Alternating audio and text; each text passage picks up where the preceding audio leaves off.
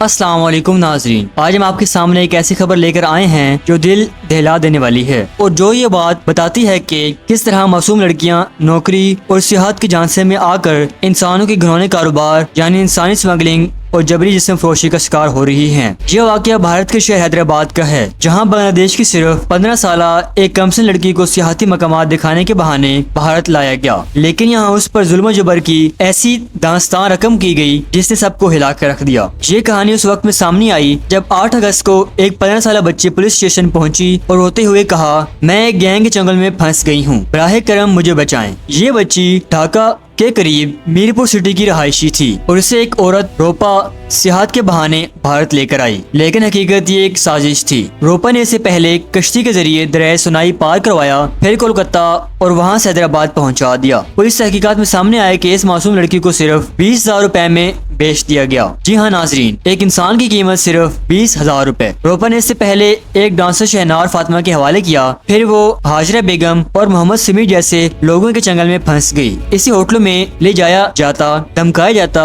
اگر پولیس کو بتایا تو وہ غیر قانونی طریقے سے بھارت آنے کے الزام میں جیل میں ڈال دی جائے گی، یہاں تک اسے روزانہ جسم فروشی پر مجبور کیا جاتا اور 6 ماہ تک اس پر ظلم ہوتا رہا، لیکن قدرت کو کچھ اور ہی منظور تھا۔ ایک دن جب یہ لڑکی سمیر کے ساتھ تھی تو پولیس اسٹیشن کے قریب سے گزری، اسی لمحے اس نے ہمت کی، اس کے ہاتھوں سے نکل کر سیدھی پولیس کے پاس پہنچی اور اپنی روداد سنائی۔ پولیس نے فوری کارروائی کرتے ہوئے شہناز فاطمہ، ہاجرہ بیگم اور محمد سمیر کو گرفتار کر لیا۔ مزید تفتیش میں پتہ چلا کہ اس نیٹ ورک میں کئی اور خواتین بھی ملوث ہیں جنہیں بھی حراست میں لیا گیا۔ ناظرین، یہ صرف ایک واقعہ نہیں بلکہ انسانی اسمگلنگ کے ایک بڑے نیٹ ورک کی نشاندہی کرتا ہے۔ بھارت کی وزارت خواتین و اطفال کے مطابق 2018 سے 2022 تک صرف تلنگانہ میں ایسے 1300 سے زیادہ کیسز درج ہوئے، لیکن اصل المیہ یہ ہے کہ سزا کی شرح نہ ہونے کے برابر ہے۔ 2022 میں 184 کیسز درج ہوئے لیکن صرف 2 میں سزا ہوئی۔ 2021 میں 347 کیسز لیکن ابھی تک مجرم کو سزا نہیں ملی۔ 2022 میں 351 کیسز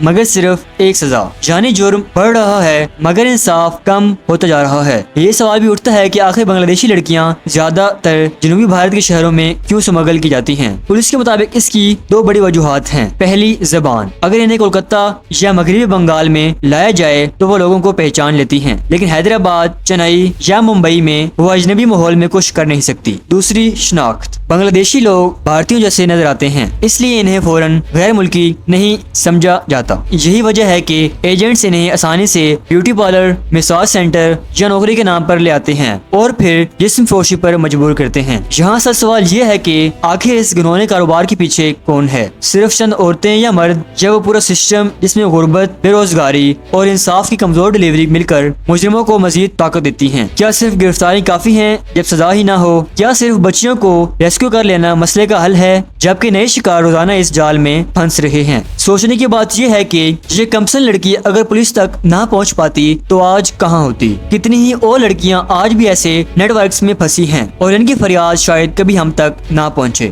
یہ معاملہ صرف بھارت یا بنگلہ دیش کا نہیں، یہ پورے خطے کا المیہ ہے۔ انسانی اسمگلنگ ایک ایسا زہر ہے جو سرحدوں کو نہیں مانتا۔ یاد رکھیں ناظرین، جب ایک انسان کو صرف 20,000 روپے میں بیچا جا سکتا ہے تو یہ پوری دنیا کے ضمیر پر سوال نشان ہے۔ اصل جنگ سرحدوں کی نہیں، انسانیت کی ہے۔ سوال یہ ہے کہ کیا ہم بحثیتی معاشرہ اپنی بچیوں کو محفوظ بنا پائیں گے یا پھر یہ نیٹ ورک ہر روز نئی معصومیت کو نگلتا رہے گا؟ یہ تھی آج کی رپورٹ، ایک 15 سالہ بنگلہ دیشی بچی کی دردناک کہانی جس نے پولیس تک پہنچ کر اپنی زندگی بچائی، لیکن شاید وہ ان ہزاروں بچوں کی آواز بھی ہے جو ابھی تک قید ہیں۔ فیصلہ ہمارے ہاتھ میں ہے کہ ہم خاموش رہیں گے یا انسانیت کے اس اندھیرے کاروبار کے خلاف آواز اٹھائیں گے۔ میں ہوں محمد اسلان، آپ دیکھ رہے ہیں AB نیوز۔ ملتے ہیں اگلی ویڈیو میں، تب تک کے لیے اللہ حافظ۔